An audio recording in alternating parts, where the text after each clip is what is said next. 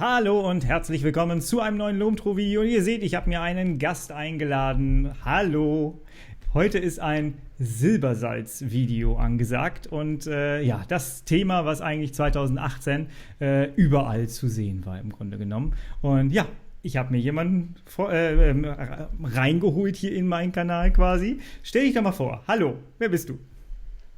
Hallo, ich bin der Thomas von Silbersalz. Ich hatte mit meinen Kollegen hier bei Silbersalz die Idee, das Produkt Silbersalz 35 anzufangen vor noch gar nicht so langer Zeit und hier sind wir jetzt. Sehr schön. Danke, dass das Ganze geklappt hat mit dem Interview hier. Das ist richtig cool gewesen. Wir haben einige Fragen gesammelt von der Community. Dazu kommen wir später, also schön dranbleiben auf jeden Fall. Und ja, aber lass uns erstmal über euer ganzes Projekt reden. Da steckt so viel Geschichte hinter, habe ich gerade schon im Vorgespräch mitbekommen. Magst du uns ein bisschen erzählen, wie seid ihr auf die Idee gekommen? Wer seid ihr überhaupt? Ihr seid ja ein paar mehr als du jetzt nur, ne? Ja, also wir sind eine kleine Firma in Stuttgart, wir sind 12 Mann und wir sind eigentlich Werbeagentur und Filmproduktionsfirma. Und also wir sind Filmemacher und lieben Film. Und so ist das Ganze angefangen. Und wir drehen auch für unsere Kunden Bewegtbild, Film und natürlich auch viel digital. Also ich bin ein etwas älterer Mensch und habe das noch mitbekommen, dass im Filmbereich der analoge Film überall war und dass dann irgendwann erdrutschartig die ganze Filmwelt digital wurde. Was noch gar nicht so lang her ist. Viele wissen das gar nicht. Das ist nicht so lang her wie bei euch Fotografen. Also im Filmbereich, im Bewegtbildbereich ist es 6, 7 Jahre her und ging da so erdrutschartig wirklich weg. Und bis heute, und das wissen auch wenige Leute, die ganz großen Filme, die Star Wars, die James Bonds werden noch auf analog gedreht, nach wie vor. Heutzutage frische Filme, das gibt's noch. Es wird weniger, aber wenn du auf einem gewissen Level unterwegs bist, dann findet das bis heute statt. Okay. Ich hatte im Vorfeld gelesen, es gibt sogar Leute, die wirklich sagen, ich drehe ausschließlich nur mit so einer Technik und die digitale Technik tatsächlich ablehnen. Und es ist krass, dass es heute so ist. Das ist, ja. Und wie seid ihr jetzt auf die Idee gekommen, analoge Filme rauszubringen? Naja, also das war ehrlich gesagt eher ein Unfall. Bei uns war es so, wir haben für uns entschieden, Bewegtbild sieht, also Cinefilm sieht geil aus, nach wie vor. Die Hauttöne sind Hammer, die Farben sind Hammer und es ist eine Auflösung da, die Hammer ist. Wir haben, heutzutage redet ja jeder im Filmbereich über HDR. Film ist HDR seit Jahrzehnten. Das sind alles so Sachen, die sind uns dann so ein bisschen gedämmert, so vor 1,5 Jahren. Und wir haben entschieden, okay, wir setzen wieder ganz stark auf Bewegtbild-Filmbereich und haben da eine lange Reise hinter uns. Also wir haben halt angefangen, uns Kameras zu kaufen. Also eine 16mm Kamera, eine 35mm Kamera, haben dann angefangen, darauf zu drehen. Ja. Die Ergebnisse haben uns total Spaß gemacht. Wir haben aber auch gemerkt, oh, das ist anspruchsvoll, das kennst du bestimmt auch vom Fotografieren. Da muss man nachdenken, da muss man wissen, was man tut, da können auch mal Dinge schieflaufen. Ja. Das Negativ ist schon auch eine Zicke und das erwartet von dir als Fotograf, dass du mit deiner Belichtung irgendwie grob befreundet bist und dass du sauber einlegst und wenn du in einer nicht so sauberen Umgebung arbeitest, du siehst alles. Ne? So, und wir haben gemerkt, okay, dieses nicht ganz Perfekte gefällt uns. Der Look gefällt uns und der Look ist auch relevant heutzutage noch für Bewegtbild. Also wir arbeiten ja viel für Fernsehen, wir arbeiten viel für YouTube-Werbung und unsere Kunden wollen halt auffallen. Okay. Und wollen halt mit ihren Geschichten quasi Emotionen rüberbringen, Informationen rüberbringen über Produkte und das Auffallen heutzutage in einer Welt, wo immer mehr Bewegtbild ist gar nicht mehr so einfach. Und da sagen wir, vielleicht ist da Film für einige Projekte ideal. Und so ist es angefangen.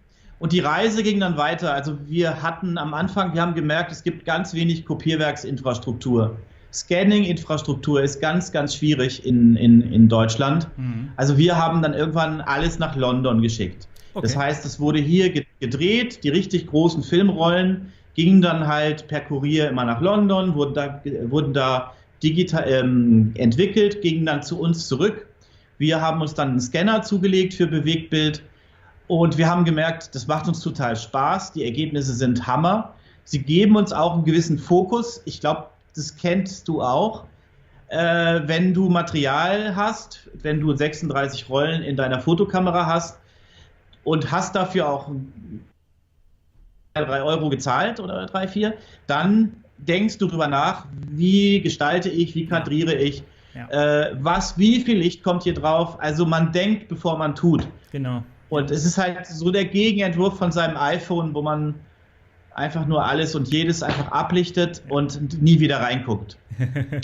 Ja, das stimmt. Das stimmt. Der Fokus ist definitiv ein anderer. Du hast mir im Vorfeld eine Keynote geschickt. Da gucken wir jetzt mal gemeinsam rein und du erzählst ein bisschen was dazu. Du hast gesagt, wir gehen auf Seite 5. Da bin ich. Ja, also das ist im Grunde der Stand der Dinge bei Real True Cinefilm. Das ist im Grunde das, was es noch gibt. Früher gab es ganz viele Hersteller. Es gibt jetzt nur noch Kodak. Die haben 6 tolle Stocks auf dem Markt, 2 davon schwarz-weiß. Und was du wissen musst, ist, die machen nicht nur das Negativ, die machen auch die Chemie und die machen auch die Qualitätskontrolle und die gestalten quasi den kompletten Weg und nicht nur das Negativ. Das heißt, die ECN2-Chemie kommt von Kodak und die Qualitätskontrolle kommt von Kodak. Das sind so Quality Strips und sie monitoren da ihre Labore. Und das ist quasi dieses Negativ, diese Chemie und diese Qualitätskontrolle ist im Grunde von Kodak der letzte Arbeitsstand zum Thema Analogfilm. Das ist deren High-End, Hightech-Material. Das war halt früher nur für Bewegtbildkunden zugänglich. Ja. Und wir haben halt gesagt, das ist so klasse und unsere Testaufnahmen haben uns so begeistert. Und wir haben halt gemerkt, es kommen immer mehr Freunde mit Kleinbilddöschen, die, ja, könnt ihr mal das entwickeln? Und dann haben wir irgendwann gesagt, ja, können wir da nicht ein Produkt draus machen? Und so ist eigentlich Silbersalz 35 entstanden. Okay, spannend. Geh mal auf Seite 8, da siehst du einfach, das sind viele Filme im Jahr. Ja. Also das sind schon noch große Filmklassiker, die immer wieder gedreht werden auf analogen Filmen. Tom Cruise stellt sich vor keine Kamera, die nicht analog ist. Krass. Also in dieser Welt leben wir einfach noch. Und auch so Sachen wie Wonder Woman. Kodak hat in London gerade ein neues Labor entwickelt. In Pinewood, das ist so das Hollywood von England. Und da werden Tag aus, Tag ein Star Wars, Wonder Woman, solche Art von Filmen gedreht und entwickelt. Spannend. Das heißt also gar kein aussterbendes Medium, sondern es wird auch weiterentwickelt anscheinend. Ja, es wird weiterentwickelt und es ist auch so im Bewegtbildbereich, Kodak, die hat natürlich einen freien Fall. Mhm. Also das hat natürlich keine Größe mehr an Menge von Negativ, wie es vor 10 Jahren war, wie es vor 15 Jahren war, das ist klar. Aber sie steigern ihre Abverkaufszahlen wieder jedes Jahr, verdoppeln sie das wieder und es kommt zurück. Und es gibt auch nicht nur diese High-End, es gibt nicht nur LA, sondern auch viele junge Leute kommen zurück, drehen wieder auf Film, drehen Musikvideos, drehen 16 mm, also sogar 35 mm Werbung kommt verstärkt zurück. Also es gibt eine junge Generation, die eine Sehnsucht hat nach analog gedrehten Bildern und es auch zu schätzen weiß, dass der Look anders ist, dass die Qualität anders ist. Bei uns fing das genauso an. Gehen wir auf Seite 10. Ja. Also das war ein junger Kameramann bei uns in der Firma, der hatte sich eine 16 mm Filmkamera gekauft. Am Anfang hatten wir alle den Eindruck, dass er sich damit nur seine Wohnung verschönern will. Okay.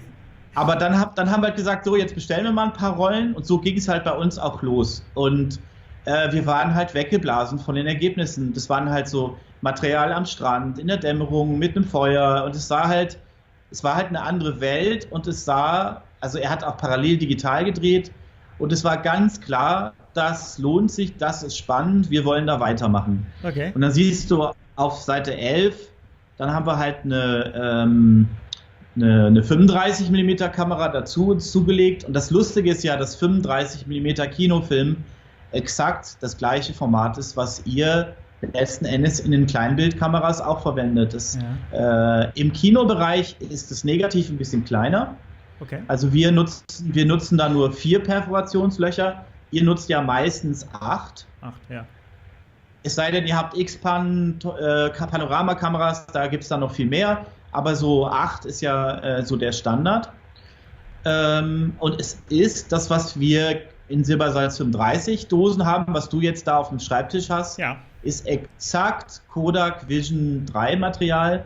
Ich weiß gar nicht, ob ich das in YouTube so sagen darf, aber es ist True Cinefilm und es ist das Original Kodak Vision 3 und das kommt bei uns in 1000 Meter Dosen an, also große Rollen, und die werden dann bei uns umgefüllt mit einer kleinen Maschine, die wir gebaut haben, in diese Kleinbilddosen, und so ist das alles entstanden. Du kannst mal ein bisschen weiter gucken auf Seite 13, 14, da siehst du halt mal so ein paar Bilder von Drehs, die wir gemacht haben, und auf unserer Website kannst du auch Bewegtbildvideos und Filme vor allen Dingen sehen, wie das so aussieht. Da kommt noch viel, also wir fangen erst an, was analog angeht. Ja. Und wie gesagt, wir lieben die Resultate, wir lieben auch die Technik. Es ist für uns auch nicht nur sowas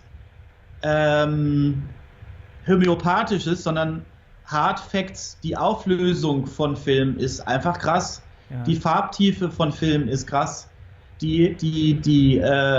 Das, was die Film gibt an Farben, an Eingemessenheit, ist einfach auch heute noch im Vergleich zu digital super. Ich meine, du kennst es auch, wenn du einen guten Scan kriegst und wenn alles gut lief, wenn die Entwicklung gut ist und wenn du vielleicht nicht gerade bei DM entwickelst, nichts gegen DM, aber wenn du wirklich gut auf einem guten Niveau entwickelst, sieht das, was du kriegst, schon sehr weit vorne aus. Da musst du eigentlich im Lightroom nicht mehr. Das ist richtig. Stunden. Das ist richtig. Ja. Ne? Ja, außer also die Basis, auf der du da, genau, außer Webstempeln, ja, genau. Das ist natürlich so eine Sache, klar, wie sauber ist das alles und Staub und Störungen und so, aber was Farbe, was Kontrast, was Licht angeht, hat man oft das Gefühl, oh, wow, das ist jetzt ein Geschenk. Ja, das stimmt. Da hätte ich mit meiner 5D ganz schön lang rumgemacht. Das stimmt, das ist richtig, ja. Und vielleicht kriegt man den Effekt auch gar nicht so hin, ne? Also ich habe schon oft analoge Ergebnisse gehabt, wo ich gedacht habe, ob ich das mit meiner digitalen hingekriegt hätte? Ich glaube nicht. So Farbeffekte halt auch, ne? Ja, ich glaube, da gibt es auch ganz, also lass uns jetzt nicht so philosophisch werden, aber es gibt da einfach Unterschiede. Das Bild entsteht anders. Ja. Du hast additive, subtraktive Farbmischungen, Unterschied. Lass uns da jetzt nicht so tief einsteigen, aber es ist ein anderer Prozess. Eigentlich entsteht dein Bild ja beim Scanning, dein digitales Bild, und du hast dann in Ruhe alle Zeit der Welt mit einem Hightech-Gerät das Bild zu erzeugen, das digitale Bild. Und das ist schon eine andere Welt, auch wenn man über digitale Kameras näher nachdenkt, wie diese Sensoren funktionieren. Da gibt es viele Lücken zwischen den einzelnen Photonenzellen.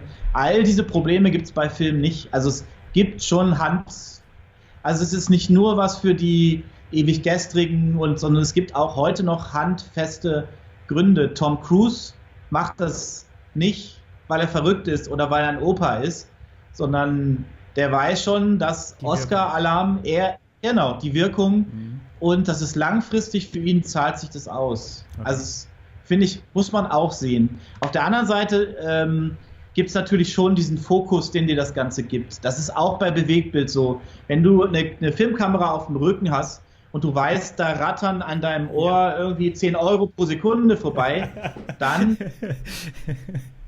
alle am Set wissen das. Der Regisseur weiß das, der Produzent weiß das vor allem, alle wissen das, die Schauspieler wissen das und du hast einen ganz anderen Fokus. Ja. Da ist klar, wenn du das Geräusch hörst, ratter, ratter, ratter, da ist Konzentration angesagt. Also das spürst du total und es gibt halt einen ganz anderen Fokus und es gibt auch dir als Kreativen eine ganz andere Rolle, weil du bist der Einzige, der in seinem Kopf weiß, wie er mit diesem Negativ umgeht. Ja. Und du bist Also wenn du keine Vision hast, wie das aussehen wird, dann hat es keiner. Ja.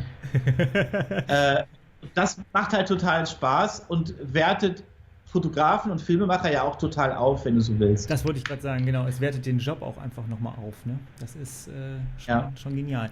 Ich sehe auf Seite 21, habt ihr einen Wohnwagen. Was hat es damit auf sich? Ja, ich habe ja jetzt stark geschwärmt über Film. Es gibt auch negative Seiten. Okay. Also nicht so tolle Seiten. Und zwar es ist ein komplizierter, langer Prozess. Das kennst du auch. Mhm. Und es gibt die Entwicklung, es gibt das Scanning und es ist alles oft nicht ganz so kompatibel mit unserer heutigen Welt. Mhm. Und bei uns war es halt so, wir haben alles nach London geschickt, du hast immer Kurierkosten, dann kommt das zurück und unsere Kunden sind nicht bereit auf Dauer immer wochenweise zu warten, bis das Material da ist. Also haben wir gesagt, unsere Vision ist hier, was du sagst, Seite 21 und 20. Wir würden gerne den kompletten Prozess in-house haben, alles selber gestalten, selber entwickeln, selber scannen und das alles so mobil und kompatibel wie möglich. Dieser Wohnwagen ist eine spinnerige Idee im Moment. Okay. Also wir bauen den gerade noch nicht. Es könnte sein, dass wir damit zeitnah anfangen. Aber die ganzen Inhalte davon, die sind schon da. Also die Entwicklung ist da, das Scanning ist da und das ganze Know-how ist jetzt bei uns vorhanden. Ich habe es mir ehrlich gesagt viel leichter vorgestellt. Aber es ist wirklich so, dass wenn du Cinefilm entwickeln willst, schlägst du dich also du kämpfst an ganz vielen Fronten, um wirklich Bescheid zu wissen, was da passiert. Und du hast wirklich auch mit sehr alten Leuten zu tun. Also du hast wirklich mit Experten weit über 80 zu tun, die dir einfach noch erklären, wie es geht. Und also ich bin sehr überzeugt, das, was wir die letzten 1,5 Jahre gemacht haben, könnten wir in 5 Jahren nur noch sehr, sehr schwer, weil die Leute nicht mehr da sind, die dir diese Tipps geben können. Also das heißt, ich zeig dir mal, guck mal. Genau, wir wollen auf das Gleiche hinaus. Ihr profitiert halt von dem Wissen von früher, ne? Und ihr habt da jemanden angestellt, hast du mir erzählt. Ja, genau. Also schau erstmal auf Seite 22. Das ist jetzt ein bisschen nerdig, aber letzten Endes ist das für euch interessant und 23 ist ein Randsprung. Ja. Das ist der Prozess, so entwickelt man Cinefilm. Das sind die 10 Schritte, die du gehst, um Cinefilm zu entwickeln. Und das ist im Vergleich zu C41 sehr komplex, viele Schritte. Du musst sehr präzise sein. Die Temperaturzonen, es sind 3 Zonen, 27 Grad, 38 Grad, 41,1 Grad. Du willst auf 0,1 Grad genau das treffen. Du willst das sekundengenau einhalten und du willst den pH-Wert ganz genau treffen innerhalb dieser Zone. Okay. So, und da eine Maschine zu bauen, die das macht, ist nicht so einfach. Okay. Vor allen Dingen musst du dir ja auch vorstellen, wir haben mit großen Mengen zu tun. Also du hast jetzt 4 mal 1,63 Meter vor dir. Ja. Das sind jeweils 36 Bilder. Aber im Kinobereich sind das ja 2 Sekunden. Boah, okay. Ja, so, schön. Das heißt, wir haben es mit Tausenden von Metern zu tun. Und da haben wir tatsächlich mit einem älteren Herrn zusammengearbeitet. Guckt doch mal auf Seite 34. Das ist der Helmut Rings. Der hatte ein Kopierwerk 40 Jahre lang in München und später dann bei dir in der Gegend in Bad Honnef. Okay. Und der hat uns die Emma gebaut. Guck mal auf Seite 38. Das ist unsere Entwicklungsmaschine. So sieht die aus. Sie ist so groß wie 4 Kühlschränke nebeneinander. Wow. Du musst dir vorstellen, da sind immer 300 Meter Film unterwegs. Das heißt, in dieser Maschine geht der Film immer rauf und runter und ist quasi immer, dein Film, wenn der entwickelt wird in dieser Maschine, ist 300 Meter unterwegs, bis er fertig ist. Okay, krass. Und die ganze Negativ- und Positiventwicklung und Schwarz und Weiß und Farbe passiert alles in einer Maschine und das gibt es so noch nicht. Du musst dir vorstellen, damals bei Arri in großen Kopierwerken, hatte das industrielle Maßstäbe. Da war so eine Maschine raumfüllend, weil das war eine Industrie. Ja.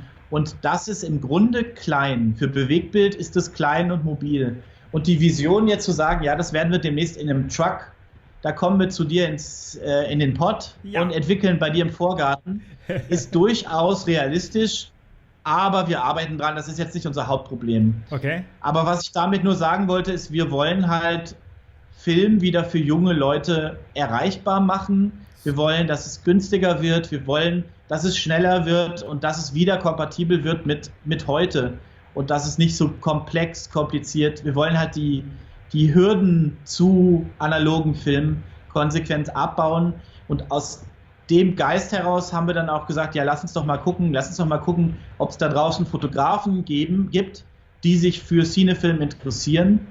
Und nach den letzten 3 Monaten kann ich schon die Antwort sagen, ja ein paar Leute haben sich gemeldet. Ja. Also, da siehst du mal unser Labor. Das ist ein kleines Labor, das wir angemietet haben in Stuttgart. Ja. Und da siehst du hinten, da passiert quasi unsere Forschung. Da entwickeln wir per Hand, da lernen wir die Negative kennen und entwickeln auch unseren Prozess, versuchen den immer weiter zu verbessern. Ja, also im Vordergrund siehst du halt den Kyrill, das ist ein Mitarbeiter von uns, und halt Helmut Rings. Und es ist halt wirklich eine Reise, und es war eine lange Reise, bis wir jetzt so weit sind, dass wir Bewegtbild entwickeln können. Und es war ein spannender Prozess und wir sind halt sehr dankbar, dass Helmut gesagt hat, sein ganzes Wissen, der hatte halt diese Maschinen ein Leben lang immer selber gebaut und war eigentlich pensioniert und ist halt in seinen Keller noch ein letztes Mal runtergegangen und kam dann ein halbes Jahr später mit dieser Maschine um die Ecke. Und die wird 60 Rollen Film machen. Oder die macht auch jetzt schon 60 Rollen Film am Tag. Das sind 400 Feet Rollen, das heißt, da kannst du sagen, 60 mal 75 Kleinbilddosen am Tag kann sie halt wegentwickeln in Farbe. Und das Material geht da rein. Die Ramjet-Schicht, das ist eine Schutzschicht hinten auf dem Film, wird entfernt. Dann wird entwickelt, dann wird der Film in der Maschine getrocknet und kommt fertig getrocknet auf großen Rollen da raus. Meine Güte. Das heißt, über die Maschine läuft jetzt im Grunde genommen eure Produktion, die ihr beruflich halt auch macht als Filmemacher, und gleichzeitig die Bestellungen, die reinkommen? Viele Bestellungen entwickeln wir gerade noch per Hand. Okay. Und haben das auch ziemlich optimiert. Also ich brauche 2 Minuten, um eine Rolle zu entwickeln. Okay. Das ist sehr optimiert und sehr schnell. Aber ja, langfristig wird auch euer Material in dieser Maschine entwickelt, weil im Moment haben wir sehr viele Bestellungen, sehr viele Silbersalz für 30 Packungen gegen raus. Ja. Aber lustigerweise kommt noch nicht so viel zurück. Ich frage mich manchmal, was machen die Fotografen eigentlich damit? Warten auf Sonne und schönes Wetter. Ja, wahrscheinlich, ja. Also ich glaube, irgendwann kommt der Tag, wo hier einfach hunderte von Packungen liegen. Das könnte passieren. Noch ist das nicht so. Aber ja, in diesem Raum wird für euch entwickelt. Und wir halten uns halt wirklich an die ECN2-Richtlinien. Kodak monitort uns auch. Okay. Also wir kriegen quasi einmal im Monat dann so einen Teststrip von Kodak unentwickelt. Den entwickeln wir testweise für die und die schauen sich an, ob damit alles gut ist. Okay. Im Unterschied zu vielen anderen Labors, das hat im Fotobereich ja nie stattgefunden. Ja. Aber wir wollen ja auch ein lizenziertes Kodak Motion Picture Labor sein. Das ist interessant, wenn du mal auf Seite 30 guckst. Das ist da ganz links oben, das sind Kodak Teststrips. Sowas kriegst du dann, so eine Rolle. Okay. Und das ist halt auch spannend. Also ich weiß, dass ihr euch interessiert, wie viele Blenden sind denn auf dem Material. Das Spannende ist, du kriegst diese Teststrips und du kannst es einfach nachzählen.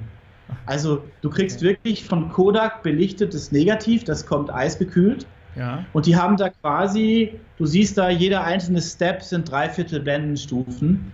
Okay. Und das kriegst du quasi unentwickelt von Kodak. Wir entwickeln das und dieser Chart zeigt das Ergebnis. Also das Ergebnis sagt, der Film ist eine Blende gepusht, also eine Blende stärker entwickelt als normal.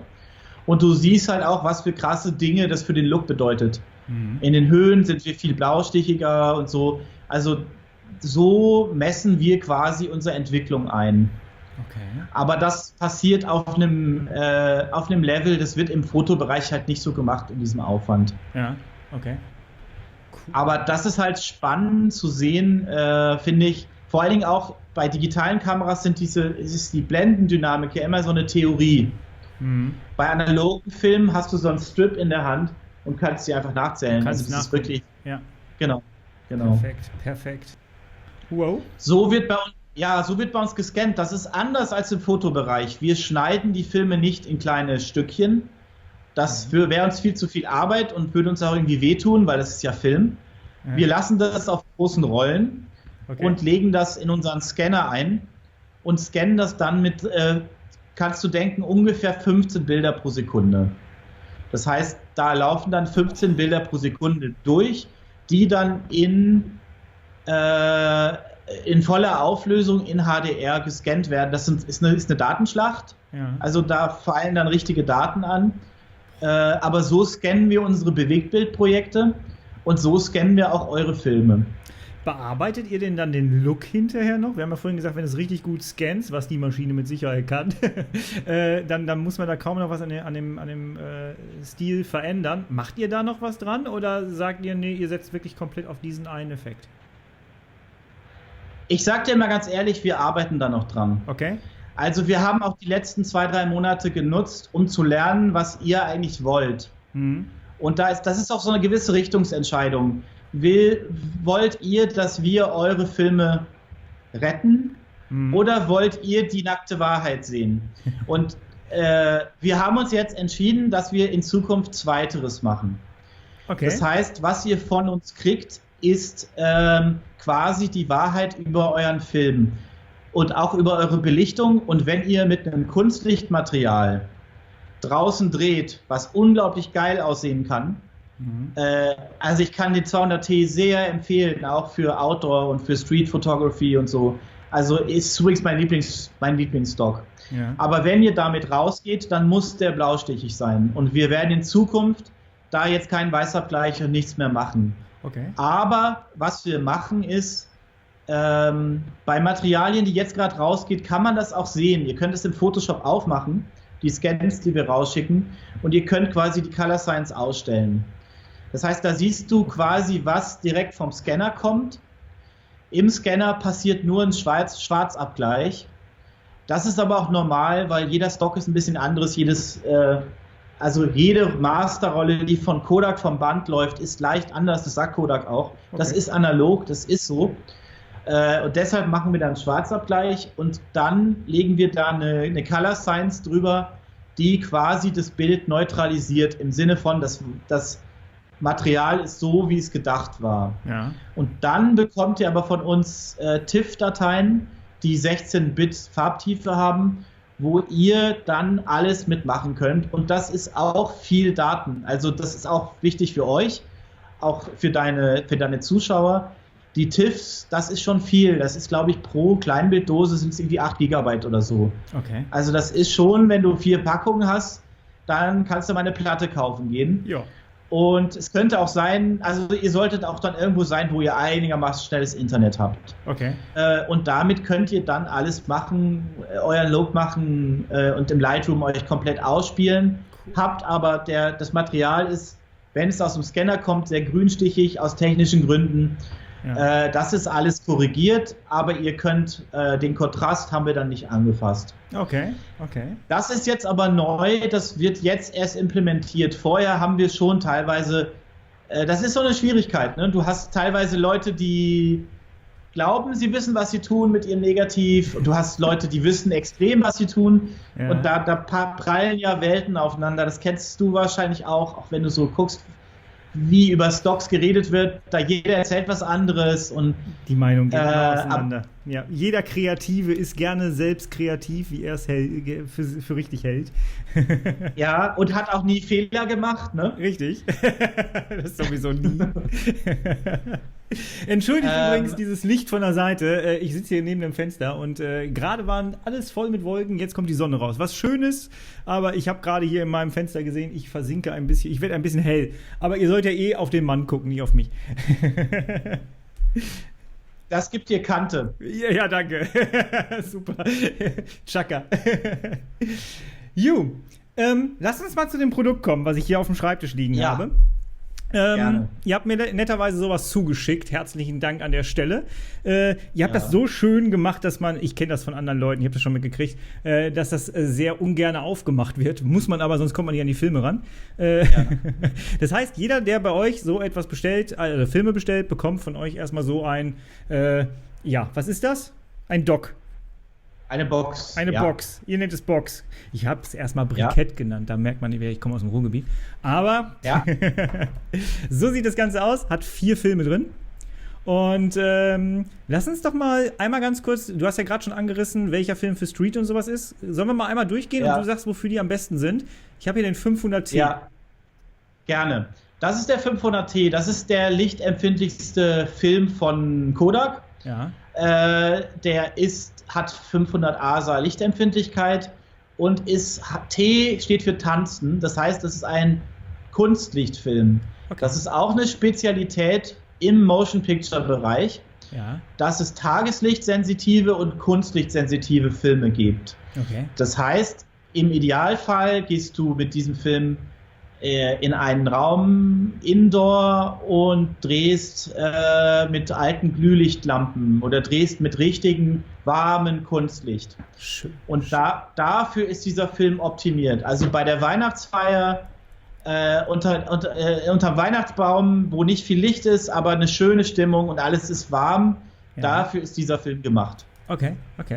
Dann habe ich den 200T, da hast du gerade schon gesagt, der ist für Streetfotografie geeignet? Also ich liebe den 200T. Der 200T ist auch ein Tanzenfilm. Ich mag die Hauttöne noch lieber. Und ich finde, das ist eigentlich für Fotografen die Sensation, muss ich sagen. Okay. Der ist eigentlich auch für Kunstlicht optimiert. Den kann man aber natürlich auch für Outdoor nehmen und da sieht er auch total klasse aus. Okay. Man kann ihn entweder filtern. Also du kannst einen Konversionsfilter nehmen für draußen und einfach, also CTB nennen wir das CTB nennen wir das, also Color Temperature Blue, ein blauer Konversionsfilter. Okay. Dann hat der Film die Farben, die er erwartet. Du kannst aber auch einfach ihn so nehmen und drauf losshooten. Dann ist das Ergebnis halt stark blaustichig. Okay. Entweder findet man das geil oder du machst das in der Postproduktion den Weißabgleich. Aber das ist blaustichig. Es sieht total spannend aus und ich finde, was Hauttöne, was Look, was Farben angeht, ist das eigentlich die Neuigkeit. Und du drehst ja auch nicht auf Film, wenn du eine Nachtsichtkamera willst, dann nimmst du lieber eine digitale Kamera. Mhm. Also let's face it, Film liebt Licht. Okay. Und Film möchte viel Licht auf seinem Negativ haben. Und nimm eine A7R III Digitalkamera, wenn du quasi bei Mondlicht am Strand filmen willst, da ist Film nicht mehr zeitgemäß. So. Mhm. Aber in anderen Bereichen kann die A7R nach Hause gehen, wenn es um Look geht, wenn es um Hauttöne gibt, wenn es um Sonnenuntergangsstimmung, wenn es um Outdoor geht, gibt es nichts, was geiler ist als Film. Cool. Ja, das ist der 200T. Du machst mir gerade Lust da drauf. Ja, jetzt habe ich den 250D. Genau. Ja, der ist ein Daylight-Material, der ist für Tageslicht optimiert und 250 ASA empfindlich und auch ein klasse Film. Und dann haben wir noch den 050D. Ja, der ist der unempfindlichste Film von Kodak. Das bedeutet natürlich auch, dass der cleanste ist. Okay. Also wenn du Grain nicht magst, wenn du Korn nicht magst und wenn du das perfekteste, cleanste Ergebnis haben willst, ist das der hochwertigste Film, den du kriegen kannst. Cool. Auch für Daylight optimiert, aber du brauchst viel Tageslicht. Ja, haben wir gehört. Aber sagen wir mal so, wenn du Outdoor unterwegs bist und tagsüber in der prallen Sonne, ist das schon auch ein geiler Film, weil du im Unterschied zu digitalen Kameras hast du ja einen Sensor sozusagen, der 50 ASA geratet ist. Und bei digitalen Kameras, wenn dir Look wichtig ist, wenn du offenblendig shooten willst, musst du bei digitalen Kameras ja erstmal das ganze Licht loswerden.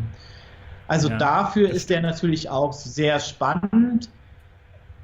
Ehrlich gesagt, für mich hat er noch so ein bisschen das Image von damals so Forsthaus Falkenau, TV-Produktion. Das war halt so das Brot- und Buttermaterial. So von daher, mein Favorit ist es nicht, aber er gehört natürlich auch in die Reihe der 4 Filme. Okay. Jetzt kann man sich so eine Box selber auch zusammenstellen. Du hast jetzt gerade hier den 200er so hochgelobt. Wenn ich jetzt 4 200er haben will, kann ich das auch machen? Kannst du auch machen, ja. Okay. Also im Moment gibt es einen Konfigurator auf der Page und da kannst du dir deine Filme zusammenklicken in der Konstellation, wie du willst. Und du kannst auch noch Bleach Bypass als Option wählen. Quasi der 6. Schritt. Das ist, da werden im Grunde die Silberpartikel aus dem Film rausgewaschen und aufgelöst. Das heißt, wenn wir diesen Schritt weglassen, bleiben diese Silberpartikel auf dem Film drauf und ihr habt quasi ein zusätzliches Schwarz-Weiß-Bild über dem Farbbild drüber. Okay, okay. Kann ich mir Das ist nur was für Leute, die wissen, was sie tun und auch das Risiko lieben. Okay. Weil aus einem Material, das vielleicht 7 Blenden nach oben, 7 Blenden nach unten hat, wird ein Material, was nur noch halb so viel Latitude hat. Ja. Also, es ist kontrastiger, es ist also viel kontrastiger, es ist grainiger, du hast ein richtig starkes Korn. Die Farben verändern sich, es sieht entsättigter aus, es sieht sehr geil aus, ehrlich gesagt. Okay. Aber du musst halt auch wissen, was du tust und du musst noch mehr wissen, was du belichtest, als mit den sonstigen Materialien. So, jetzt habe ich diese Sachen voll. Jetzt packe ich das Ganze quasi wieder in die Box zurück und schicke euch diese Kiste hier einfach wieder zu. Richtig. Und in dem ganzen Preis, und das ist das Sagenhafte, was ich immer noch nicht verstehe, aber vielleicht kannst du ja was zu sagen, ist tatsächlich jetzt das, was du vorher gesagt hast, das Scannen, ihr scannt die ganzen Sachen und schickt mir dann quasi, wie läuft das ab? Wie kriege ich meine Bilder? Also du schickst uns das zu, das kommt bei uns an, das wird dann gekoppelt in lange Rollen. Ja. Und dann ECN2 entwickelt, dann getrocknet. Ja. Und dann scannen wir das auch von der großen Rolle. Und du kriegst dann von uns einen Dropbox-Link. Da drauf liegen TIFF-Dateien in voller Auflösung in 16-Bit. Ja. Die kannst du dir runterladen und zusätzlich kriegst du auf dem Dropbox-Link noch JPEGs, falls du mit den großen Daten nichts anfangen kannst oder du sagst, du willst nur zwei Bilder kurz auf Insta jagen und der Look passt dir so oder du willst nur deiner Oma kurz schicken. Ja. Dafür sind dann die JPEGs da. Ah, okay. Genau. Cool. Und das Ganze kostet, sagst du mal eben den Preis nochmal, dann brauchen die Leute nicht googeln. Das kostet im Moment 39,90. Hammer. Echt Hammer. Ich bin sehr, sehr gespannt. Du hast gesagt, ihr kriegt die noch nicht so viel zurück. Ich warte tatsächlich auch auf Frühling und will damit schön was machen. Mal gucken. Ich glaube, es ist tatsächlich auch einfach die Wertigkeit. Ne? Du kriegst so ein Ding hier in die Hand. Das jagst du nicht mal eben einfach durch, finde ich. Also so mein Empfinden. Ich weiß nicht, wie es euch da draußen geht. Mir geht's so. Ja. Also der Preis ist mutig.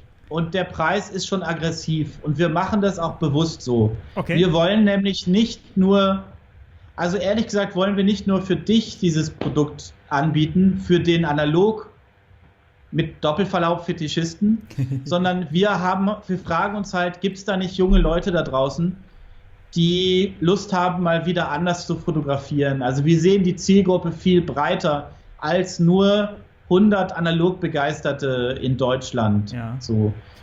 Und von daher haben wir gesagt, wir versuchen den ganzen Prozess so einfach, so spaßig und so günstig wie möglich zu gestalten. Das Produkt wird über kurz oder lang teurer werden. Okay. Und was wir auch ändern werden, wir haben das noch nicht kommuniziert, das mache ich jetzt hier zum ersten Mal. Oh. Wir werden die Verschickung, also die Postwege mitgestalten. Okay. Das heißt, die Versandkosten werden teurer werden, dafür kriegst du das quasi overnight zugeschickt. Jemand drückt dir das Paket in die Hand und wir holen demnächst auch das Material bei euch ab und bringen es wieder zu uns. Ach, das wird teurer. Ja. Also das ist ein wirklicher Overnight-Kurier, aber wir haben in den letzten 3 Monaten so viele Pakete verloren. Das ist einfach kein Zustand. Und wir haben halt viele Kunden, die lange gewartet haben auf ihr Paket. Ja. Und wir werden der Deutschen Post den Rücken kehren.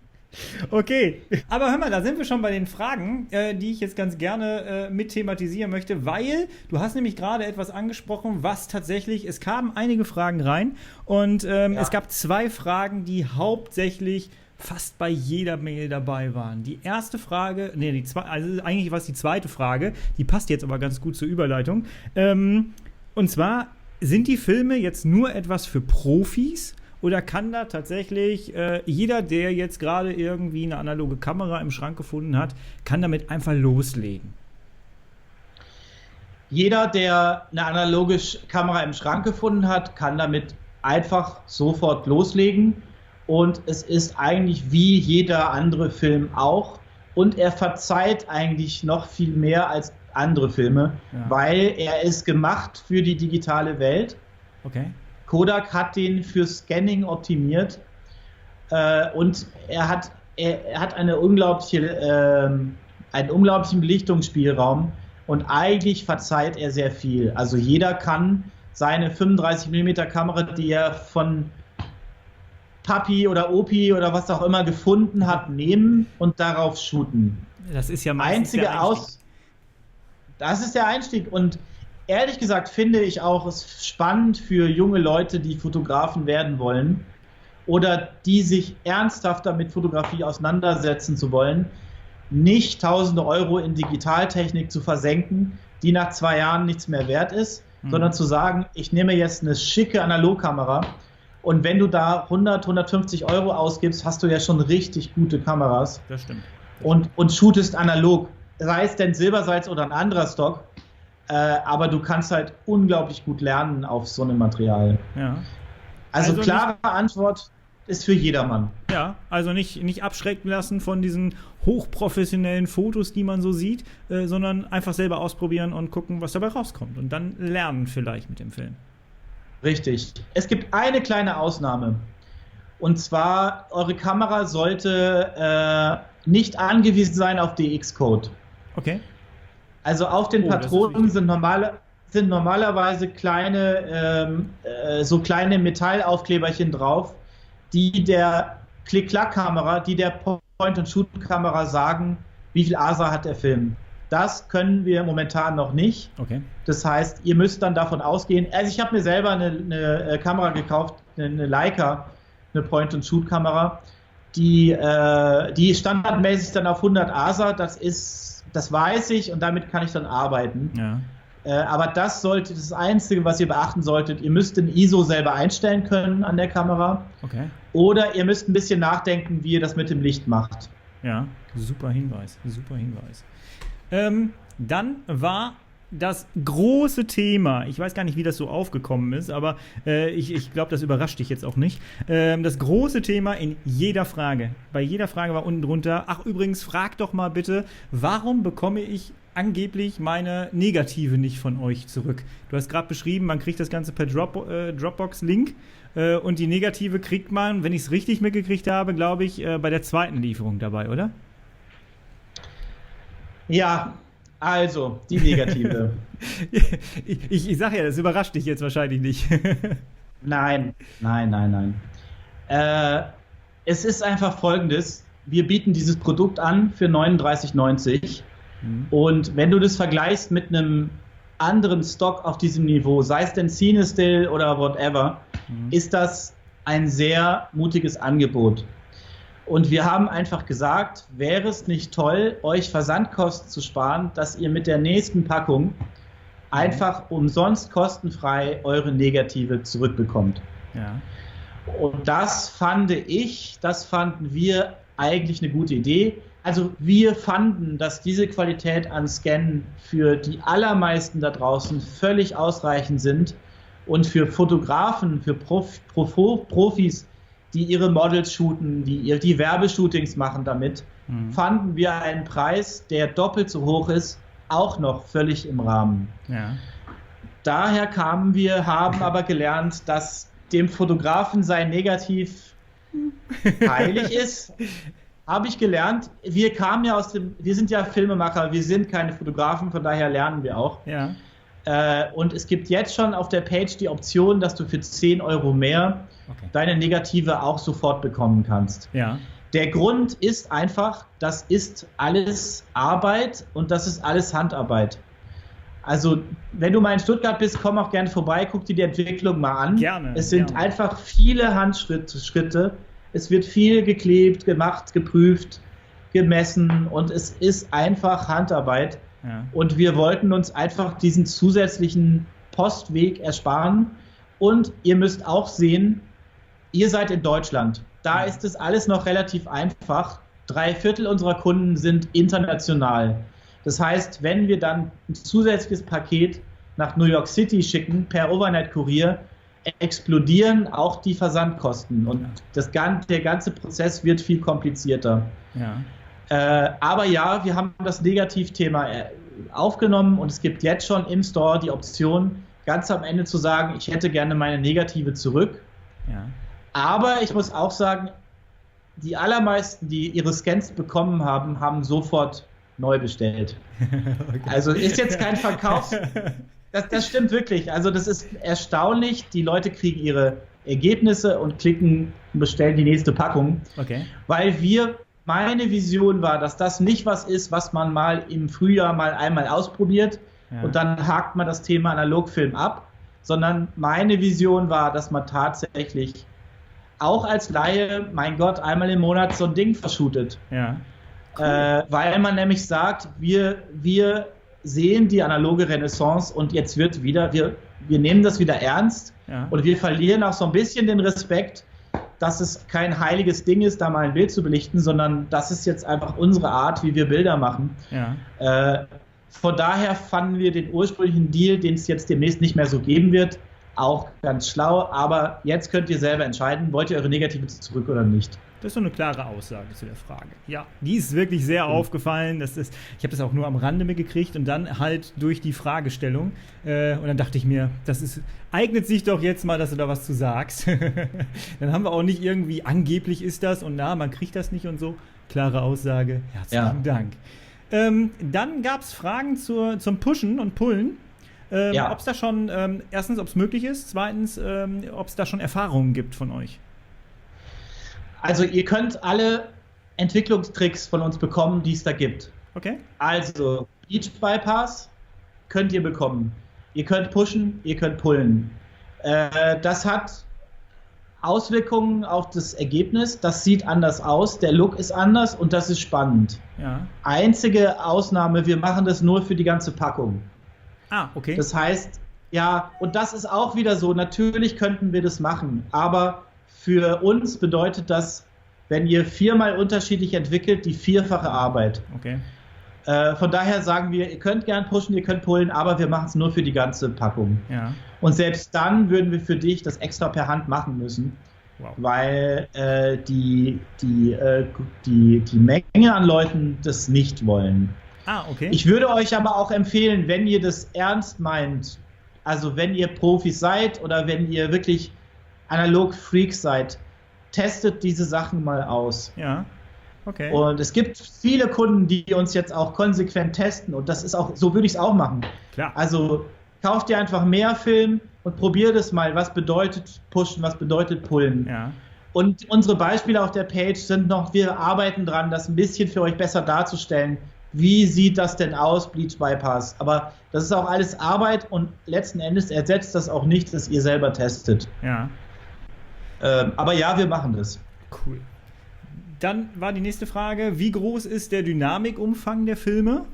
Die kurze Antwort ist, die Frage ist nicht so einfach zu beantworten. Die Frage ist, was ist Rauschen und ab wann zählt es noch? Okay. Hier habt ihr mal ein Beispiel, das ist 250D, eine Blende gepusht. Da seht ihr habt 6 Blenden nach oben und nach unten sind es 4. Ja. Ich würde mal von 6 nach oben, 6 nach unten ausgehen. Aber teilweise sind da auch noch mehr unterwegs. Okay. Und das ist einfach so, beim 50D hast du mehr, beim 500D weniger. Ja. Und die Frage ist immer, wie du testest und also wir könnten da jetzt einen Abend lang über das Thema sprechen.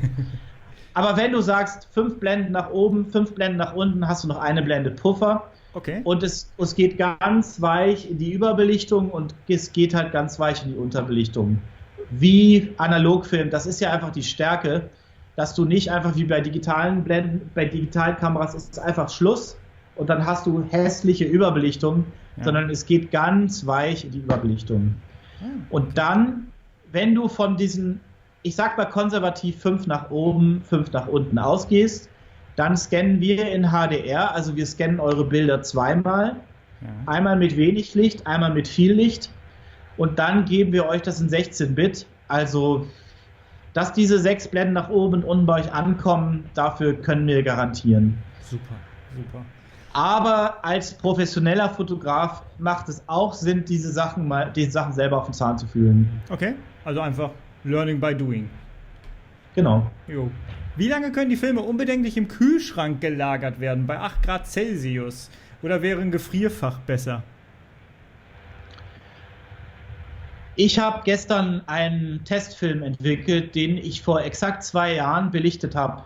Bei uns im Keller, so richtig mit Color Chart und so. Bewegtbild, das war ein 15 Meter Film, den haben wir gestern entwickelt und der sah noch klasse aus. Okay. So, das ist die Wahrheit.